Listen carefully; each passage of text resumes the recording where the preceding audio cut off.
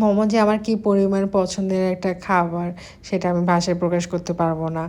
আমি বাইরে কোথাও গেলে ফার্স্টে প্রেফার করি হচ্ছে momo. I love momo all time. আর এই মোমোগুলো অনেক মজা ছিল।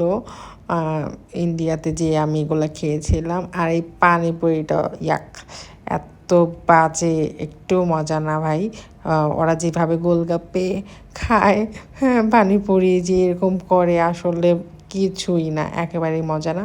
বাংলাদেশের ফুচকা মাছ বেটার। আর এই গোলাপ জামুনটা উফ, অনেক মজা।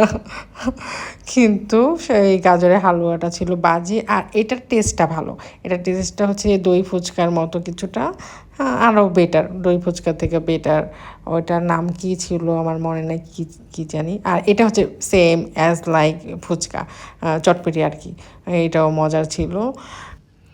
এই বিরিয়ানিগুলোর টেস্টও অনেক ভালো, জুসি, অনেক ডিফারেন্ট বাংলাদেশের থেকে, কিন্তু বাংলাদেশেরটাই সবচাইতে বেস্ট। বাংলাদেশের কাচ্চি বিরিয়ানি সব কিছুর স্পাইস যেভাবে থাকে, উফ, অনেক লোভনীয় থাকে।